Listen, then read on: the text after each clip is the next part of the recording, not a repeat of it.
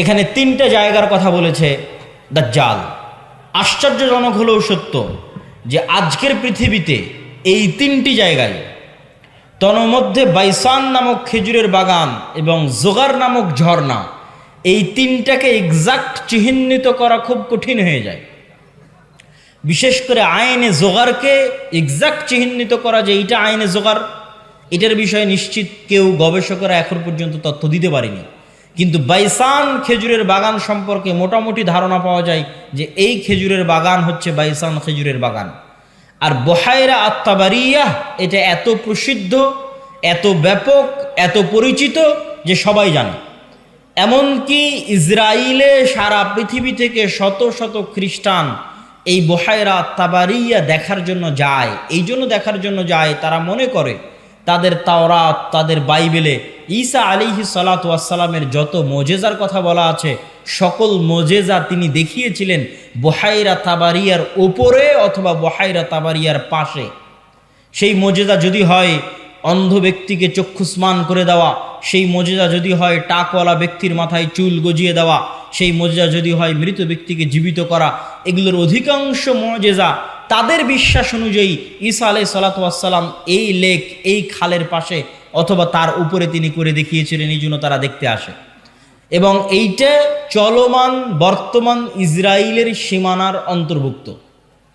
এবং আনুমানিক গবেষণা অনুযায়ী বাইসানের খেজুরের বাগান এবং জোগারের ঝর্ণা এবং তাবারিয়ার লেক তিনটাই বর্তমান ইসরায়েলের সীমানার অন্তর্ভুক্ত, যেই জায়গাগুলোর কথা এই হাদিসে দাজ্জাল তামিম আদ-দারি রাদিয়াল্লাহু তাআলা আনহুকে জিজ্ঞেস করতেছে।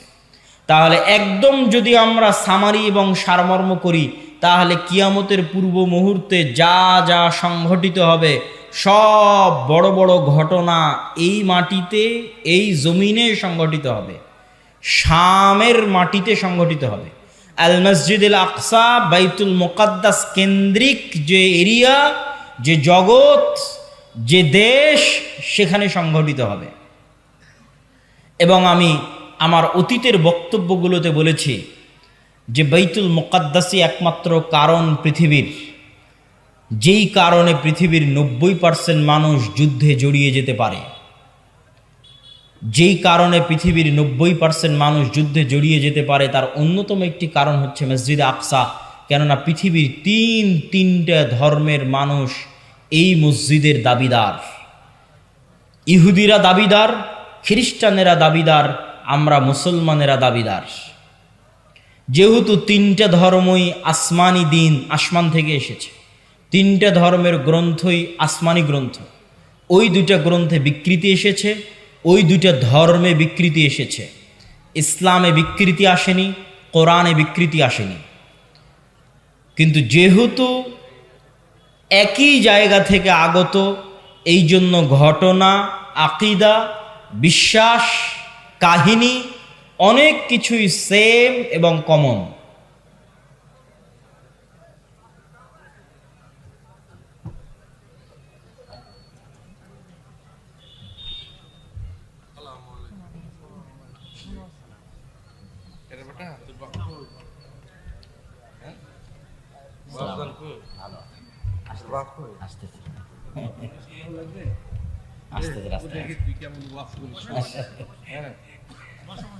তো সম্মানিত উপস্থিতি, আমরা যে বিষয়ে আলোচনা করছিলাম যে বর্তমান মসজিদে আকসা এবং বর্তমান বাইতুল মুকাদ্দাস পৃথিবীর তিনটা ধর্মের নিকটে পবিত্র স্থান। আর এই পবিত্র স্থান হওয়ার কারণ হচ্ছে এই তিনটা ধর্মই আব্রাহামিক রিলিজিয়ান, সেমেটিক রিলিজিয়ান।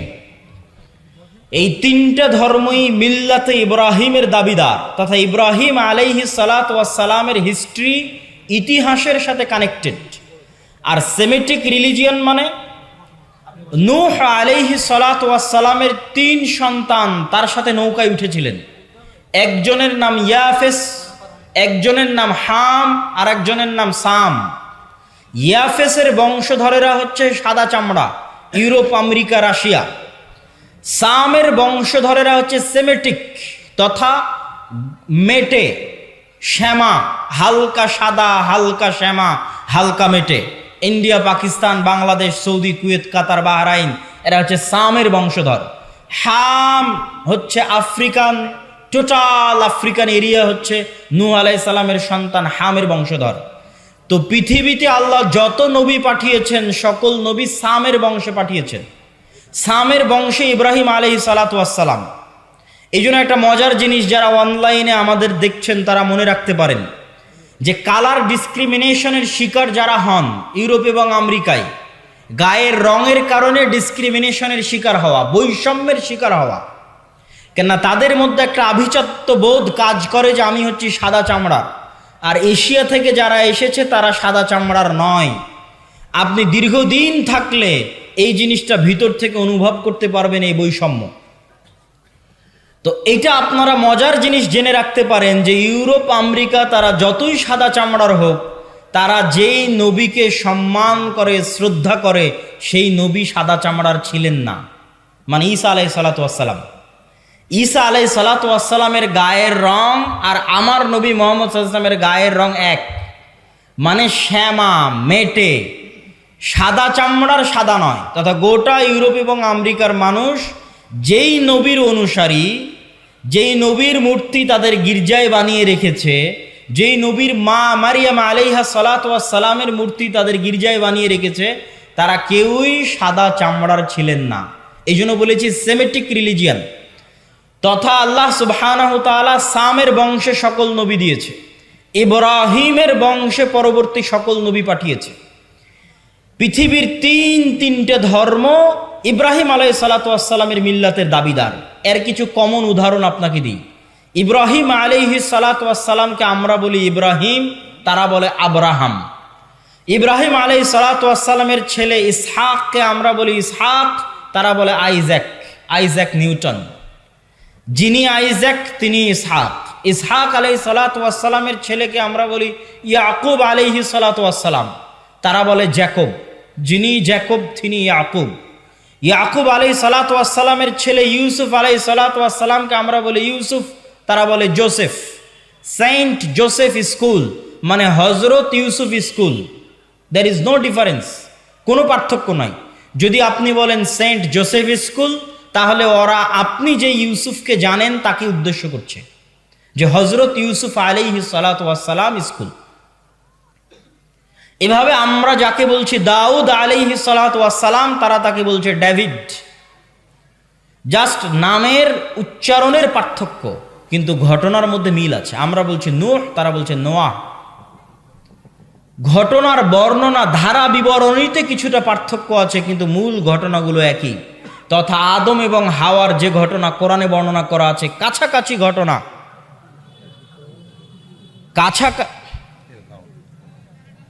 কেমন আছেন আপনি? অনেকদিন দেখা।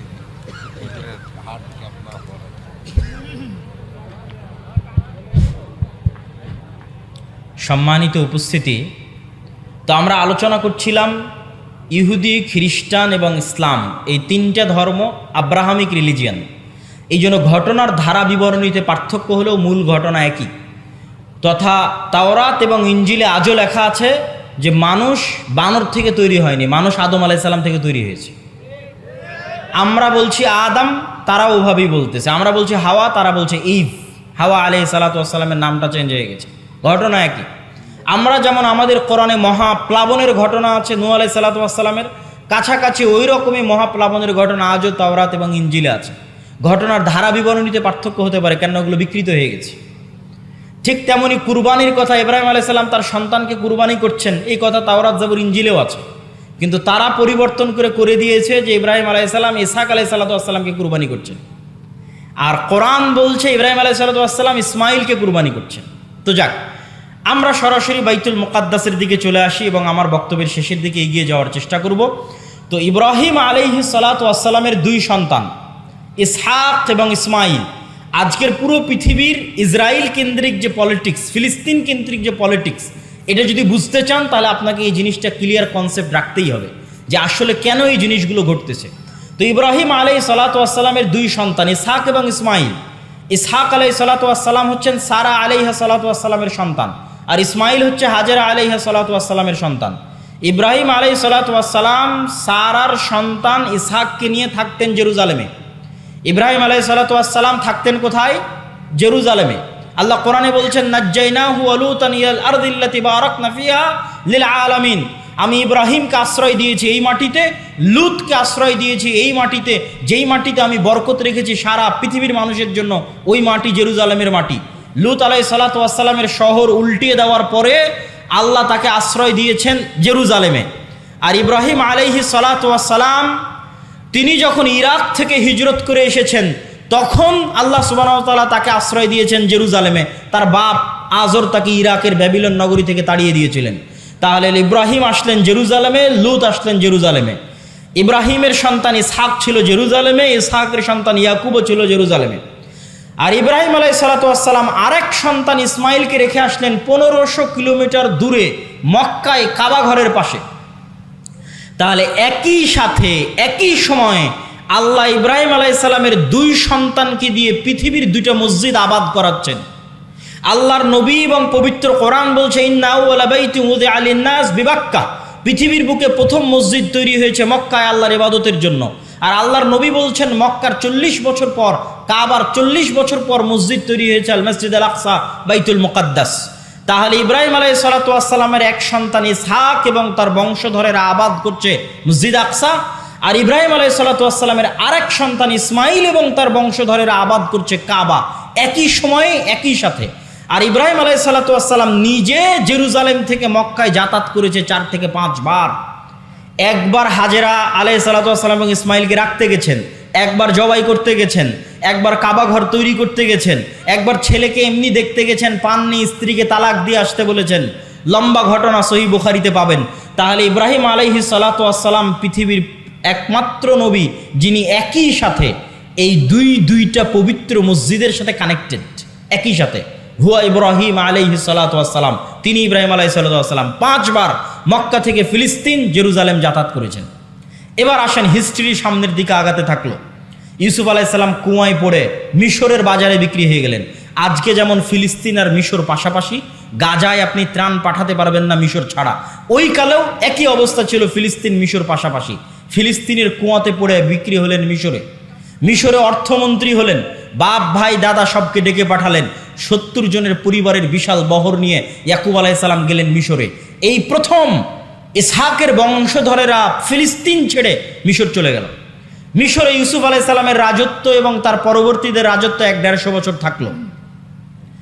তারপরে যখন বিরোধী পার্টি ক্ষমতায় চলে আসলো, তথা ফেরাউন কিবতীরা যখন ক্ষমতা দখল করে নিল, তো আগের ক্ষমতায় যারা সবচেয়ে বড় জোট ছিল ওদেরকে হত্যা করতে লাগলো। আগের ক্ষমতায় যে বাদশাহ ছিল মিশরের, তার সবচেয়ে বড় জোট ছিল বানু ইসরাইল, ইউসুফ আলাইহিস সালাতু ওয়াস সালাম, তো এদেরকে হত্যা করো। আর ফেরাউন জানতো যে আমি ক্ষমতা হারালে এদের কাছে ক্ষমতা হারাবো, অতএব এদের শিশুদের হত্যা করো যেন আমার ক্ষমতা দখল করার মতো কেউ না আসে। ওয়াইজ নাজ্জাইনাকুম মিন আলি ফিরআউনা ইয়াসুমুনাকুম সুআল আযাব ইউযাববিহুনা আবনাকুম ওয়া ইস্তাহিউনা নিসাআকুম, আমি তোমাদেরকে ফেরাউনের কবল থেকে বাঁচিয়েছি, যেই ফেরাউন তোমাদের ছেলে সন্তানদের জবাই করত। আল্লাহ পবিত্র কোরআনে বলছেন ছেলে সন্তানদের জবাই করত। আজকের ফেরাউন বানু ইসমাইলের ছেলে সন্তানদেরকে গাজায় হত্যা করতেছে। দিন পরিবর্তন হয়েছে, টার্গেট একই। কেননা তারা জানে যে এই ফিলিস্তিন থেকে এমন সন্তান বের হবে যাদের হাতে তাদের পতন অনিবার্য, পতন অবশ্যম্ভাবী। এই জন্য বেরি যেন হতে না পারে, এই জন্য আগে শিশুই হত্যা করে দাও, যেমন ফেরাউন হত্যা করত। সম্মানিত উপস্থিতি, তারপরে ফেরাউনের অত্যাচারে থেকে বানু ইসরাইলকে বাঁচানোর জন্য আল্লাহ মুসা আলাইহিস সালামকে পাঠালেন। মুসা আলাইহিস সালাতু ওয়াস সালামের লম্বা ঘটনা, তিনি বানু ইসরাইলকে সাথে করে নিয়ে পালিয়ে যাচ্ছেন। ফেরাউনকে আল্লাহ লোহিত সাগরে ডুবিয়ে হত্যা করলেন। হত্যা করার পর মুসা আলাইহিস সালাম ফেরত মিশরে যাননি কেন? এই জন্য মিশরে ফেরত যাননি যে মুসা আলাইহিস সালাম পালিয়ে যাচ্ছিলেন না, মুসা আলাইহিস সালাম ইজ রিটার্নিং ব্যাক, ফেরত যাচ্ছিলেন। কোথায় ফেরত যাচ্ছিলেন? 400 বছর আগে ওনার বাপদাদা ইয়াকুব এবং ইয়াকুবের সন্তান 70 জন এবং ইউসুফ ওই যে জেরুজালেম ছেড়ে মিশরে আসছে, ওই জেরুজালেম বাপদাদার আদিভিটা, সেখানে ফিরে যাচ্ছিলেন। ইতিহাসের সত্য মিথ্যা জানা যায় না, কিন্তু ইতিহাসে লেখা আছে যে ইউসুফ আলাইহিস সালাম মিশরে মারা গেলেও তাকে তিনি ওসিয়ত করে গেছিলেন কবর দেওয়ার জন্য জেরুজালেমে। আর মুসা আলাইহিস সালামের কথা তো সহিহ বুখারীতে রাসূল সাল্লাল্লাহু আলাইহি ওয়াসাল্লাম বর্ণনা করতেছেন, যেটা ধারা বিবরণীতে আমি আসবো। তো আপনি যদি আজকের ম্যাপে দেখেন লোহিত সাগর পার হয়ে ফিলিস্তিনে যাবেন, মিশর থেকে লোহিত সাগর ক্রস করে ফিলিস্তিনে যাবেন, গুগল ম্যাপে দেখবেন ফিলিস্তিনে ঢোকার আগে বিশাল মরুভূমি, সিনাই মরুভূমি। আর ওই ফিলিস্তিনে তখন বসবাস করত তৎকালীন বিশ্বের সবচেয়ে শক্তিশালী গোত্র, তাদের নাম আমালেকা গোত্র। তো ওদের সাথে যুদ্ধ করে জিতে জেরুজালেম জয় করতে হবে, এই জন্য অপেক্ষায় বসে আছেন সিনাই মরুভূমিতে। সিনাই মরুভূমি যেহেতু মরুভূমি, আর লোহিত সাগরের পানি যেহেতু লবণাক্ত, এই জন্য কোনো খাবার নাই, না মরুভূমিতে কোনো ফলমূল হয়, না মরুভূমিতে কোনো পানি আছে।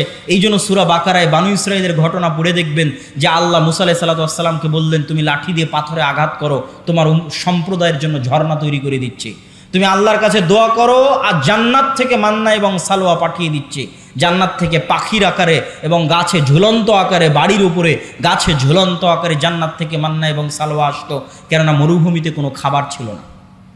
তারপরে মুসা আলাইহিস সালাম তাদের নিয়ে জেরুজালেম বিজয় করতে যাবেন মর্মে যুদ্ধের ঘোষণা দিলেন। এরা ছিল নিমক হারাম কওম। আল্লাহর এত বড় নিয়ামত দেখার পরও এরা বলল, ইযহাব আনতা ওয়া রাব্বুকা ফাকাতিলা, মুসা আপনি আর আপনার আল্লাহ গিয়ে যুদ্ধ করেন, আমরা যুদ্ধ করতে পারবো না। বলেন নাউজুবিল্লাহ। এই জন্য মুসা আলাইহিস সালাম জেরুজালেম বিজয় করতে পারেননি।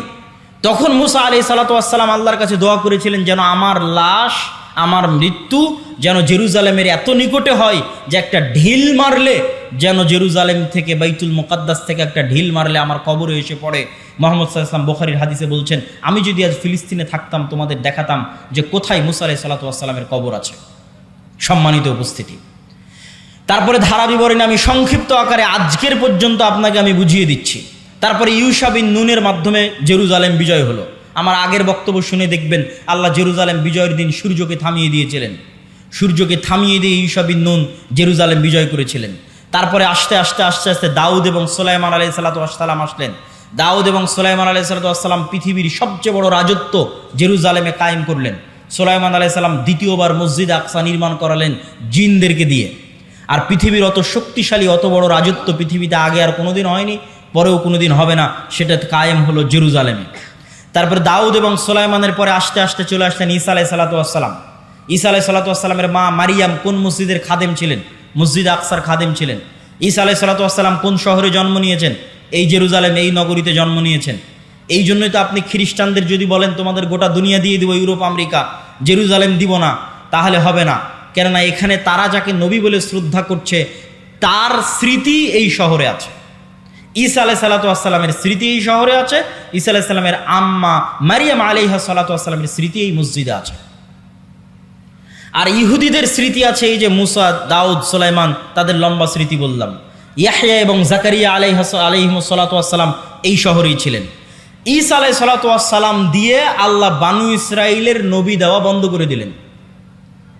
ওই যে ইসহাক আলাইহিস সালাম থেকে শুরু হয়ে গোটা দুনিয়ার হিস্ট্রি আপনাকে 5 মিনিটে বলে দিলাম।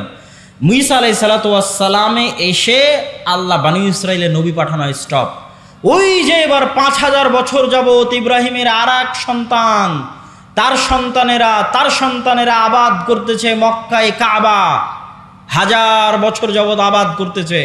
আল্লাহ ওটাকে সেভ রেখেছিলেন।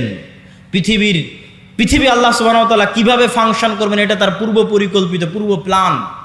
সেই ফাংশন করার জন্য ইব্রাহিম আলাইহিস সালামের এই সন্তানে মাত্র একজন নবী আল্লাহ সুবহানাহু ওয়া তাআলা পাঠিয়েছেন।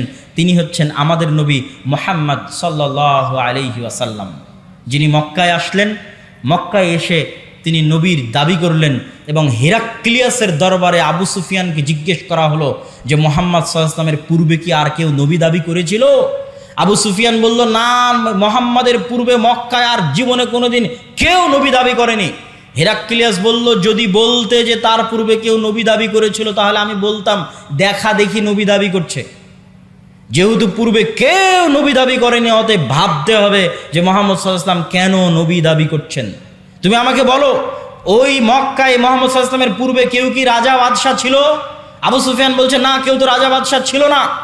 1000 বছর যাবৎ আমরা জানি না যে এই বংশে, এই অঞ্চলে কোনোদিন রাজত্ব ছিল, বরং আজীবন এরা রোমান এবং পারস্য এম্পায়ারের অধীনে তাদের জীবন কাটেছে।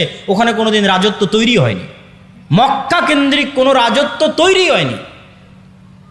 তখন বলছে তাহলে তো অবশ্যই ভাবতে হয়, যদি তুমি বলতে এখানে কোনোদিন রাজা ছিল, তাহলে আমি বলতাম যে বাপের দেখা দেখি, বাপদাদার সম্পত্তি, বাপদাদার রাজত্ব ফিরে পাওয়ার জন্য এখন নিজে নবুয়তের দাবি করছে।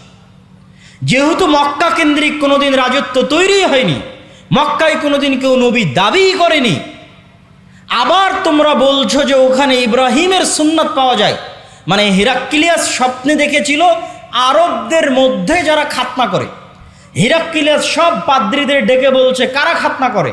পাদ্রীরা বলল শুধু ইহুদিরা খাতনা করে। বললাম না, আমি স্বপ্নে দেখেছি আরবদের মধ্যে কারা খাতনা করে। আরবদের মধ্যে কেউ খাতনা করে আমি তো জানি না। তখন আবু সুফিয়ানকে ডেকে নিয়ে এসে জানা গেল মক্কার কোরাইশরা যুগ যুগ ধরে খাতনা করে আসতেছে। কেন? মক্কার কোরাইশদের আদি পিতা তো ইসমাইল আলাইহিস সালাতু ওয়াস সালাম, যিনি ইব্রাহিমের সন্তান। এটা ইব্রাহিমের সুন্নাত, মিল্লাতে ইব্রাহিমের সুন্নাত। সম্মানিত উপস্থিতি, এই জায়গায় হলো সুপারিয়রিটিতে ধাক্কা। ইহুদি এবং বানু ইসরাইলের যে সুপারিয়রিটির থিওরি, পৃথিবীর মাত্র দুটা জাতি এত ভয়ঙ্কর সুপারিয়রিটিতে বিশ্বাস করে যা পৃথিবীর আর কোনো জাতি বিশ্বাস করে না, একটা ব্রাহ্মণ আর একটা ইহুদি। হিন্দুদের মধ্যে যে চারটা গ্রুপ আছে তার মধ্যে একটা হচ্ছে ব্রাহ্মণ।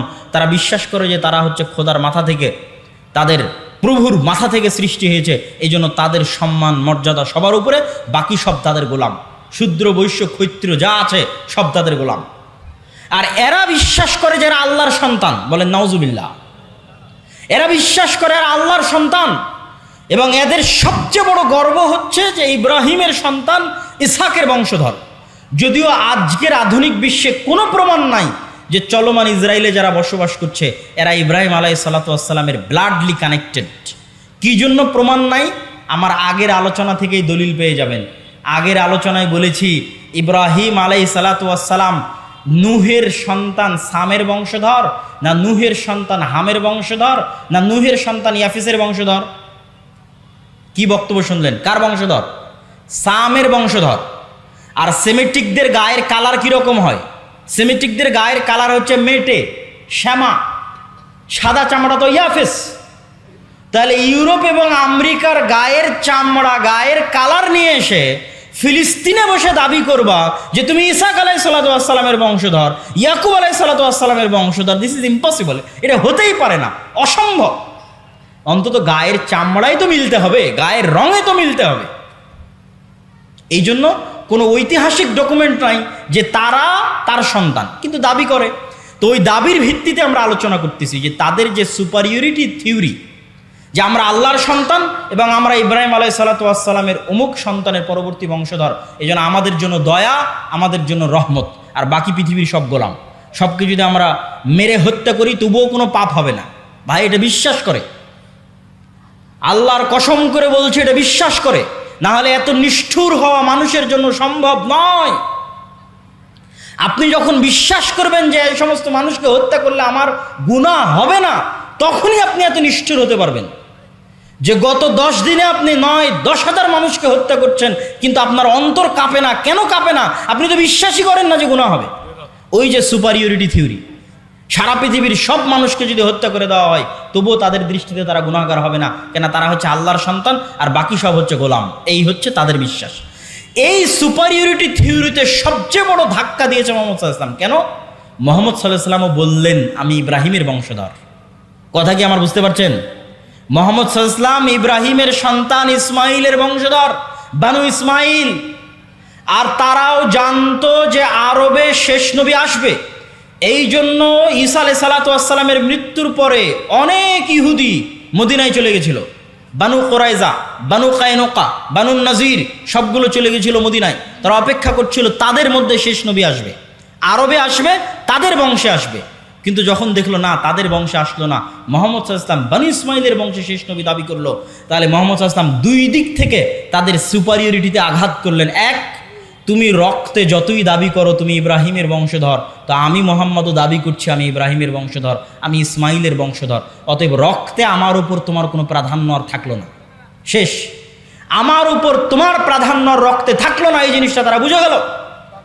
এবং তারা এটাও বুঝে গেল যে মুহাম্মদ সাল্লাল্লাহু আলাইহি ওয়াসাল্লামের কওমের জন্য আল্লাহর পক্ষ থেকে তাদের কিতাবে বর্ণিত যত ওয়াদা, যত রহমত, যত বরকত, সব রহমত, সব বরকত এবার মুহাম্মদ সাল্লাল্লাহু আলাইহি ওয়াসাল্লাম এবং তার উম্মতের জন্য আসবে।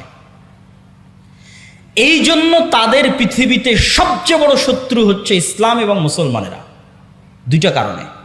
অন্যদেরকে তো ওরা বিশ্বাসই করে না যারা ইব্রাহিমের বংশধর, অন্তত তাদের কিতাবে তো ইব্রাহিমের আর এক সন্তান ইসমাইলের নাম লেখা আছে, যে ইব্রাহিমের আর এক সন্তান ইসমাইল, এবং তারা এটা বিশ্বাস করে যে আরবরা হচ্ছে ইসমাইলের বংশধর। এই জন্য এটা হলো তাদের সবচেয়ে বড় ভয়ের কারণ, যে তাদের সুপারিয়রিটি থিওরিতে আঘাত করেছে ইসলাম এবং মুসলমানেরা। সম্মানিত উপস্থিতি, আজকের এই জেরুজালেমে যে ভয়াবহ অবস্থা তৈরি হয়েছে, এই ভয়াবহ অবস্থার পিছনে কারণ কি? আগের যুগের অনেক ইতিহাস আমি অন্য বক্তব্যে আলোচনা করেছি। আজকের এই ভয়াবহ অবস্থা তৈরি হওয়ার পিছনে কারণ আমার ছোট্ট গবেষণায় ঔপনিবেশিক শাসনামল, কলোনিয়াল সিস্টেম, আরবিতে বলে ইস্তেমার। আমরা যারা আজকে এই দেশে বসবাস করছি, যারা আপনারা সামনে বসে আছেন, 1935-1937 সালের আগে আপনাদের বাপদাদারা জমির মালিকই ছিল না। আপনি আজকে যে জমির দলিল নিয়ে দাবি করছেন এই জমি আমার, এই দাবি 35-37-এর আগে এই অঞ্চলের মানুষ করতে পারতো না। কেননা আমাদের বাপদাদারা 190 বছর ছিল ব্রিটিশদের গোলাম, তথা আমরা ছিলাম কলোনি, ব্রিটিশের কলোনি। এই জন্য 190 এবং 200 বছর গোলামি করতে করতে আমাদের রক্তের মধ্যে গোলামি ঢুকে গেছে। আর এই দেশ ছেড়ে যখন ব্রিটিশরা গেছে, 3টে দেশে ভাগ করে গেছে, ভারত, বাংলাদেশ, পাকিস্তান। ঠিক সারা পৃথিবীর প্রায় মুসলিম দেশই কোনো না কোনো ইউরোপিয়ান কান্ট্রির কলোনি ছিল। আর এই কলোনিয়াল সিস্টেম কতটা ভয়ঙ্কর ছিল, এটা ইউরোপ সফর না করলে আমি বুঝতে পারতাম না।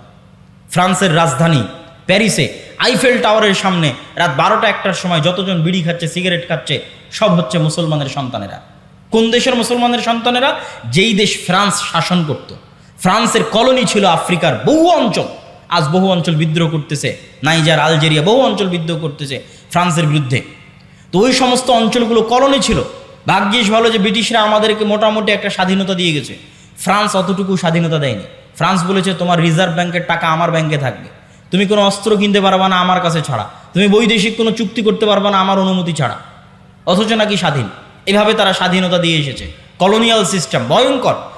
তো ঠিক আজকের যেই শাম, আজকের যেই ফিলিস্তিন, ইসরায়েল, জর্ডান, লেবানন, কাতার, দুবাই, বাহরাইন, এগুলো আজ থেকে 50-60 বছর আগে ছিলই না। আসতেছে তো নিয়ে আসো, দান যেহেতু বলতেছো, না নিয়ে আসলে কান্না করবো। ও তো আচ্ছা আচ্ছা আচ্ছা আচ্ছা, ঠিক আছে ঠিক আছে, বুঝতে পেরেছি। ওকে ওকে, বুঝতে পেরেছি, ঠিক আছে, জাযাকাল্লাহ খাইর। তা আমি আমার বক্তব্যের শেষের দিকে চলে আসছি। তো যখন ব্রিটিশরা এই অঞ্চল ছেড়ে যায়, এগুলো কোনো দেশই ছিল না। ওরা এই যেমন আমাদের এই ভারত উপমহাদেশকে ভেঙে টুকরো টুকরো করেছে, ওই রকম বাহরাইন একটা ছোট্ট দেশ বানিয়েছে, কাতার, দুবাই, তারপরে হচ্ছে জর্ডান, তারপরে হচ্ছে লেবানন, তারপরে হচ্ছে এই ছোট্ট ভাঙতে ভাঙতে ওর মধ্যে থেকে ইসরায়েল বের করে দিয়েছে।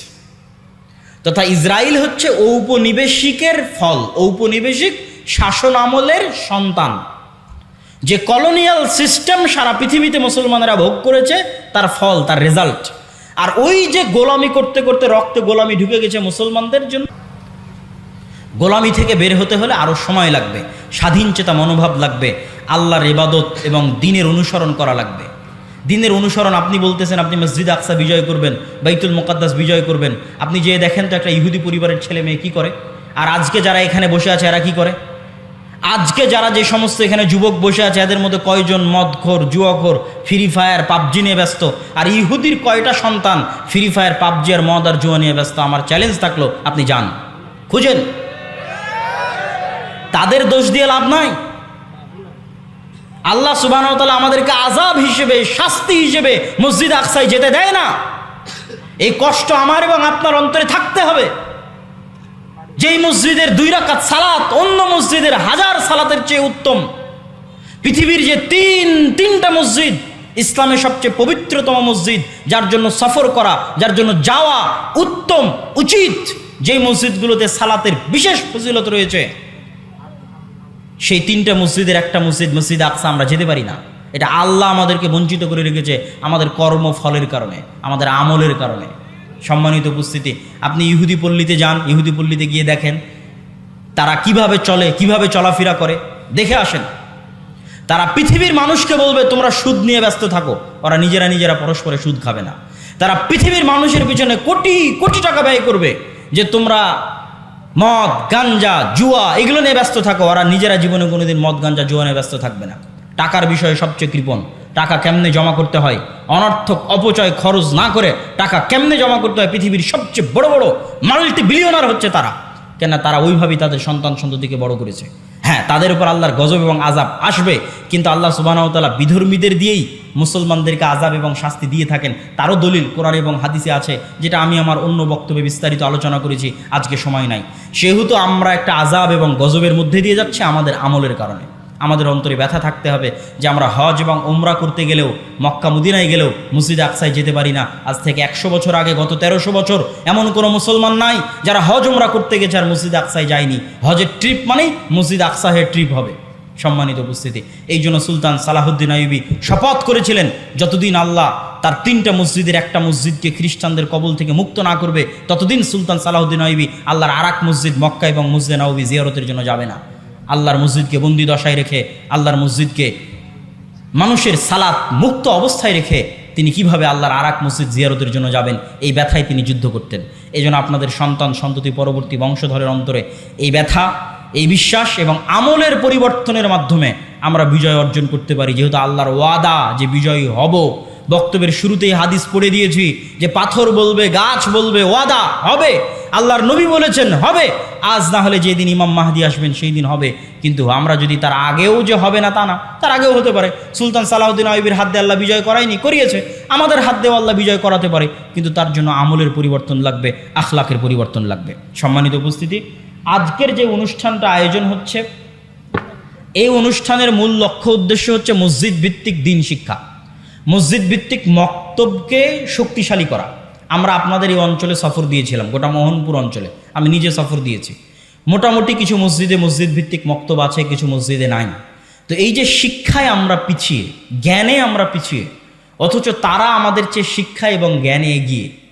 তো আমাদের যে জ্ঞানে পিছিয়ে এবং বিশেষ করে ধর্মীয় জ্ঞানে আরও পিছিয়ে, কেননা আমাদের দেশের 90% ছেলে মেয়ে যায় স্কুলে আর 2 থেকে 3% যায় মাদ্রাসায়। ওই যে 90 থেকে 95% গেল স্কুলে, তাদের জন্য কোনো একাডেমিক সিলেবাস নাই দ্বীন শেখানোর। যদি না আমরা মসজিদগুলোকে দ্বীন শিক্ষার দিক থেকে শক্তিশালী না বানাতে পারি, শক্তিশালী প্রতিষ্ঠান না বানাতে পারি, তাহলে আমাদের পরবর্তী প্রজন্ম হবে কোরআনবিহীন, আমাদের পরবর্তী প্রজন্ম হবে দ্বীনের জ্ঞানবিহীন, যা আমাদের উপরে জাতিগতভাবে আল্লাহর আযাব আসার জন্য বাধ্য করবে। তথা আমরা আজকে বাংলাদেশে বসে আছি, গাজার জন্য প্রতিবাদ করছি, কয়দিন পর দেখবেন যে আমরাই গাজা হয়ে গেছি। কথা বুঝতে পেরেছেন? যদি আমরা আমাদের আমল এবং আখলাকে পরিবর্তন না আনি, কেননা গাজা হওয়ার মতো সকল ক্রাইটেরিয়া এই দেশে মজুদ আছে। কি এই দেশে মজুদ আছে? এটা পৃথিবীর একমাত্র মুসলিম দেশ যার পাশে কোনো মুসলিম দেশ নাই। তথা এটা যদি কোনোদিন গাজা হয়, তাহলে গাজার চাইতে ভয়ঙ্কর পরিবেশ তৈরি হবে। কেননা গাজার পাশে অন্তত মিশর তো আছে, মাটির তল দিয়ে খুঁড়ে মিশর থেকে তারা ত্রাণ এবং পণ্যয়নে কোনো মতে বাঁচতে পারতেছে। কিন্তু আপনার দেশ যেই দিন গাজা হয়ে যাবে, সেই দিন আপনার এখানে ত্রাণ পাঠানোরও কেউ থাকবে না। এই জন্য বাঁচার রাস্তা কি? যদি এই দেশের স্বাধীনতা এবং সার্বভৌমত্ব রক্ষা করতে চান, দ্বীন এবং আমলে ফিরে আসতে হবে। পরবর্তী প্রজন্মদের কাছে বেসিক দ্বীনের জ্ঞান দিতে হবে। তার জন্য মসজিদে টাইলস এবং এসির আগে মক্তব চালু করতে হবে। আমি এমনও মসজিদ সফর করেছি যেই মসজিদে টাইলস আছে, এসি আছে, আমি রাগ করে বলেছি মসজিদে মক্তব নাই। আমি রাগ করে বলেছি আপনারা টাইলসগুলো খুলে বাজারে বিক্রি করেন, এসিটা খুলে বাজারে বিক্রি করেন, তো মসজিদে মক্তব চালু করেন। আমাদের মুসলমানদের কনসেপ্ট দেখেন, আমাদের যারা আরব বিশ্বের বড় বড় দেশ তাদের কনসেপ্ট দেখেন, পর্যটন আর বিনোদন। আর পাশে ইসরায়েলকে দেখেন, শিক্ষা জ্ঞান। আমাদেরকে দেখেন, আমরা হচ্ছে এসি টাইলস, শিক্ষা জ্ঞানের কোনো গুরুত্ব নাই। তাহলে আমরা যদি গোলাম না হই, কারা পৃথিবীতে গোলাম থাকবে? সম্মানিত উপস্থিতি, এই জন্য আজকে আপনারা যারা এখানে উপস্থিত হয়েছেন প্রত্যেকেই আজকের এই প্রোগ্রামগুলো আমরা যেগুলো করছি, আর দাওয়া ইলাল্লাহর অধীনে এটার মূল লক্ষ্যই হচ্ছে মসজিদগুলোতে মক্তব শিক্ষা চাঙ্গা করা, মজবুত করা। তো আপনারা যারা এখানে বিভিন্ন অঞ্চল, বিভিন্ন এলাকা থেকে উপস্থিত হয়েছেন, আপনাদের যে মসজিদগুলোতে মক্তব আছে, আমাদের সিলেবাস নিয়ে যাবেন। সালাফি কনফারেন্স রাজশাহী 23 ও 24 নভেম্বর, আল জামিয়া সালাফিয়া ডাঙ্গিপাড়া পবা রাজশাহীতে আসবেন। আপনাদের মক্তবের জন্য সিলেবাস নিয়ে যাবেন, উন্নত মানের সিলেবাস। এবং মক্তবগুলোকে কেন্দ্রীয়ভাবে সেন্ট্রালি ম্যানেজমেন্ট করার জন্য আমাদের পক্ষ থেকে সার্বিক সুযোগ সুবিধা আপনাদেরকে দেওয়া হবে। আর যদি কোনো মসজিদে মক্তব বন্ধ থাকে, সেটাকে চালু করার জন্য কি কি উদ্যোগ নেওয়া যায়, সেটার জন্য আপনারা যোগাযোগ করতে পারেন। কিন্তু যে মসজিদগুলোতে চালু আছে, তারা দ্রুত গতিতে চেষ্টা করেন আমাদের সাথে সম্পৃক্ত হয়ে ওই মসজিদগুলোর ইমামদেরকে শিক্ষাগত ট্রেনিং দেওয়ার মাধ্যমে এবং ওই মসজিদের সিলেবাসের মান বাড়ানোর মাধ্যমে ওইটাকে একটা প্রতিষ্ঠানে রূপান্তর করা। মসজিদেই থাকবে, মসজিদের মধ্যেই থাকবে, কিন্তু ফাংশন করবে প্রতিষ্ঠানের মতো, যাতে আমরা পরবর্তী প্রজন্মদের কাছে দিনের সঠিক জ্ঞান পৌঁছে দিতে পারি। আর দাওয়া ইলাল্লাহ এই উদ্যোগ নিয়ে আমরা ইতিমধ্যে বাংলাদেশের 4টে জেলার 126টা মসজিদ সফর করেছি, 250-এর অধিক মসজিদে মক্তব উদ্বোধন করেছি। অতএব আপনাদের কাছে উদাত্ত আহ্বান থাকবে এই প্রজেক্টের সাথে আপনারা সম্পৃক্ত হন। যে মসজিদে মক্তব আছে সেই মক্তবকে চাঙ্গা করার জন্য আমাদের সিলেবাস নেন, আমাদের ট্রেনিং নেন, আমাদের ম্যানেজমেন্ট সিস্টেম নেন। যেই মসজিদে মক্তব নাই সেখানে চালু করার জন্য আমাদের ডাকেন, আমরা সফর দিই, বক্তব্য দিই, চালু করার জন্য সহযোগিতা করি। আর আজকের এই অনুষ্ঠান এবং এখানেও যে মক্তবগুলো পরিচালিত হয় মোহনপুর এবং বাগমারায়, সেই মক্তবগুলোর উন্নয়নের লক্ষ্যে, তাদের সহযোগিতার লক্ষ্যে আমাদের আজকের এই অনুষ্ঠান। অতএব আপনারা এই প্রজেক্টে দান করার চেষ্টা করবেন, সহযোগিতা করার চেষ্টা করবেন। আপনাদের একটা টাকার মাধ্যমেও যদি মুসলমানের একটা সন্তানও কোরআন শিখে, আলিফের একটা অক্ষর শিখে, তো আপনি কবরে চলে গেছেন, 500 বছর হয়ে যাবে, 1000 বছর হয়ে যাবে, কিন্তু আপনার নেকির দরজা বন্ধ হবে না ইনশাআল্লাহ। যেমন আজকে আমরা মাগরিব এবং এশার সালাত যারা পড়েছি, মাগরিব এবং এশার সালাতে আমরা যে সূরা ফাতিহা পড়েছি, আমাকে যিনি শিখিয়েছিলেন তিনিও নেকি পেয়েছে। তার আগে আল্লাহর নবী পর্যন্ত যতজন আমার কাছে এই সূরা ফাতিহা পৌঁছানোর জন্য কাজ করেছে, সবাই আমার এই সূরা ফাতিহা পড়ার নেকি পেয়েছে। বলেন আল্লাহু আকবার। অতএব এই নেকি থেকে বঞ্চিত হবেন না। আমি দায়িত্বশীল এবং স্বেচ্ছাসেবক ভাই যারা আছে তাদেরকে বলবো, আপনারা ভিতরে প্রবেশ করেন। আর আমার বক্তব্যের পরে সম্মানিত এমপি মহোদয়, যিনি আজকের আমাদের প্রধান অতিথি, তিনি আপনাদের সামনে আলোচনা করবেন। তারপরে আমাদের শ্রদ্ধেয় ওস্তাদ শেখ আব্দুর রাজ্জাক বিন ইউসুফ হাফিজাউল্লাহ, তিনিও আপনাদের সামনে আলোচনা পেশ করবেন ইনশাআল্লাহ। কই স্বেচ্ছাসেবক ভাইয়েরা? তানজিল ভাই, স্বেচ্ছাসেবকরা নাই? জি, স্বেচ্ছাসেবক ভাইয়েরা আপনারা ভিতরে যান। আপনারা কেউই না, এখনই করুক। আপনারা কেউই এই দান থেকে মুক্ত থাকবেন না, দান থেকে বিরত থাকবেন না। এমনকি যারা আমরা স্টেজে আছি তারাও চেষ্টা করব সংক্ষিপ্ত হলেও আমরা যেন এটাতে অংশগ্রহণ করতে পারি, অল্প হলেও যেন আল্লাহ সুবহানাহু ওয়া তাআলা কই নয়, তোমরা স্টেজে যারা তাদের কাছে না, আপনি দরকার হয় অন্যের কাছ থেকে ধার করে হলেও এই প্রজেক্টে অংশগ্রহণ করুন। 5 টাকা 10 টাকা অতি আল্লাহ সুবহানাহু ওয়া তাআলা বরকত দিবে। এবং আমরা আল্লাহ সুবহানাহু ওয়া তাআলার কাছে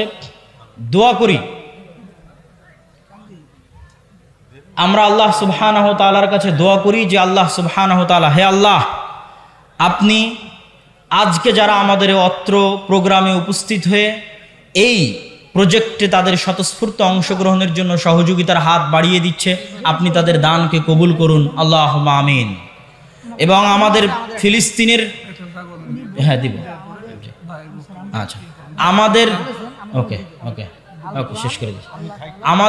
আমাদের ফিলিস্তিনের, ইনশাআল্লাহ, হে আল্লাহ সুবহানাহু ওয়া তাআলা, আমাদের ফিলিস্তিনের যে সমস্ত ভাই এবং বোনেরা নিহত হচ্ছে, এখন পর্যন্ত 9000 মারা গেছে, হে আল্লাহ, আপনি তাদেরকে শহীদ হিসেবে কবুল করুন, আল্লাহুম্মা আমিন। হে আল্লাহ, গাজার মুসলমানদের উপর পৃথিবীর স্মরণকালের ভয়াবহ যে অত্যাচার, যে জুলুম চলতেছে, আপনি তাদের উপর থেকে সেই জুলুম, সেই অত্যাচার উঠিয়ে নিন, আল্লাহুম্মা আমিন। হে আল্লাহ, ইন্নাকা আলা কুল্লি শাইইন কাদির, আপনি আপনার শক্তি, আপনি আপনার ক্ষমতা, আপনি আপনার সাহায্য সহযোগিতা মুসলমানদের জন্য পাঠিয়ে দিন, আল্লাহুম্মা আমিন। হে আল্লাহ, আপনি আমাদের জন্য সুলতান নাসিরা, এমন একজন শাসক পাঠান যেই শাসকের হাত দিয়ে আমরা পুনরায় মসজিদে আকসা, বাইতুল মুকাদ্দাস বিজয় করতে পারবো, আল্লাহুম্মা আমিন। হে আল্লাহ, আজকে যারা এই দানে অংশগ্রহণ করছে, আপনি তাদের এই দানকে কবুল করুন, আল্লাহুম্মা আমিন। আমাদের যারা পূর্বে মারা গেছে তাদের কবরকে প্রশস্ত করে দিন, আল্লাহুম্মা আমিন। আপনারা কেউই এই দান থেকে বিরত থাকবেন না। স্টেজে যারা আমরা আছি তারাও অংশগ্রহণ করব। কেউই আপনারা এই দান এবং এই সহযোগিতা থেকে 10 টাকা 5 টাকা হলেও তাতে অংশগ্রহণ করবেন এবং আল্লাহর কাছে দোয়া করবেন, আল্লাহ যেন আদ-দাওয়া ইলাল্লাহ এর যে প্রজেক্ট, মসজিদ ভিত্তিক মক্তব শিক্ষা, এই প্রজেক্টকে যেন আল্লাহ কবুল করে, আল্লাহুম্মা আমিন।